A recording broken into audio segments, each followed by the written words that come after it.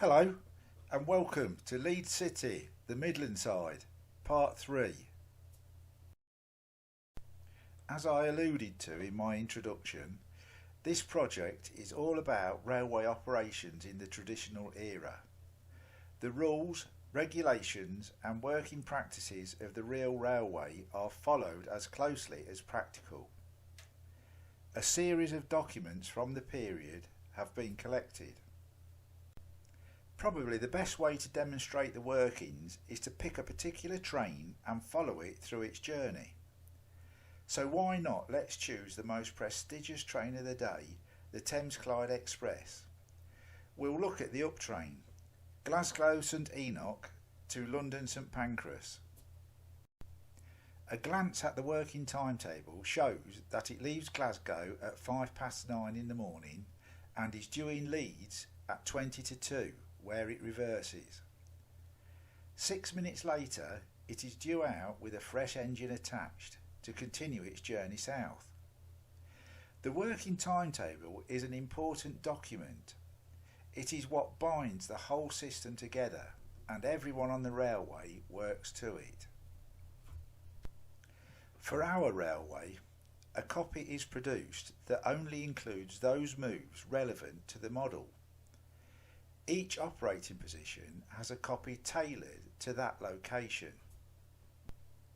Another important document is the passenger train marshalling book. Again, a copy relevant to the rakes used on the model is produced and provided for the storage yard operators. Our train will originate in the North Yard, reverse in the station and terminate in the South Yard. The operators will hopefully consult their documentation well in advance and be prepared. The North Yard operator will see that the train 1 Mike 86 is due out at 13:38, that it is carriage working number 1 and will depart on the slow line. Some time beforehand he needs to identify the stock and supply a suitable loco for it. Until recently a Scott or even an A3 may have been expected, but early in '62 a mass influx of peak diesels on the Midland lines means that one of these locos would be normal for this working.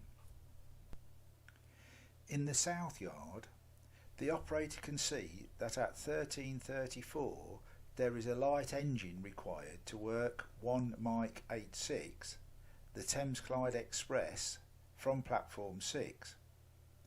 Again, a peak would be normal at this time, so D27 is prepared. At the station, the controller will also have been preparing for this move. He has a full copy of all the workings. One of his tasks is to allocate drivers to trains and will have done so for both the light engine move and for the main train. He will also have agreed with the signalman at Leeds City Wellington how to deal with the light engine when it arrives and where to position it for coupling to the train efficiently. Time is of the essence. The light engine driver reports to the South Yard and is informed where his loco is. Once all is ready, the loco is offered to Leeds City Junction, who should be expecting it and accept. Leeds City Junction will immediately offer it to Leeds City Wellington, who should also be expecting it and accept. Signals will be pulled off, but the driver knows he must not proceed until his departure time, 13:34. 2 minutes are allowed for the run into the station. Normal practice is to run light engines into platform 4, then reverse them out onto the departure line to await arrival of their train. This is a good position to be in, ready to back straight down once the train is at a stand in the platform. All is prepared in the North Yard, so 1 Mike 86 is offered to Leeds City Junction a couple of minutes before time. There is a slight delay in getting the line clear. The road must first be set to release the lock-in on the block instruments. Leeds City Junction offered the train to Leeds City Wellington, and all being well, the signals can be pulled off, including the distance to indicate a clear run in.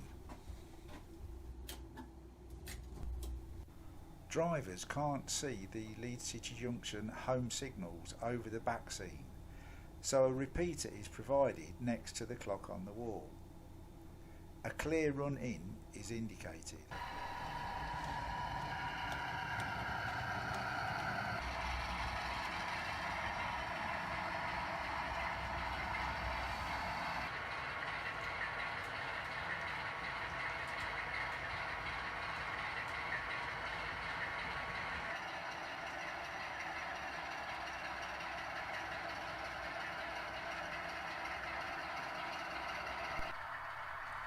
With the train safely in platform 6 and the fresh loco attached, it is time to get the road for departure.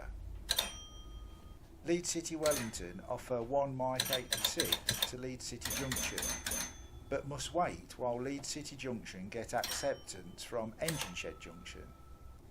This is to avoid blocking the junction should Engine Shed Junction be unable to accept. This is because of the close proximity of the yard to the junction on the model. The loco shortly to be released by the departure of the train will need disposing. This is the job of the loco shunt operator at the front of the layout. The loco follows out as far as the first stop signal and awaits instructions. Usually, he will be signalled to return to shed. Sometimes he may be used for a shunt or directed to the sidings. This loco, having worked in from Glasgow, will be sent to the shed for servicing. In the South Yard, Road 9 has been set for the arrival of train 1 Mike 86 in accordance with the working timetable. There is no entry for the light engine move. These are regulated by the signalman.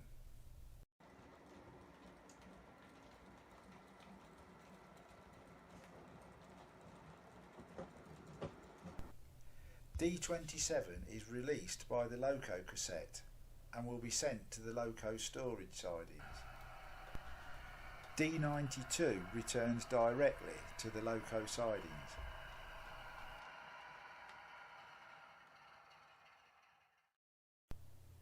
In the next part, we will visit the station and observe the train workings during the busy morning period.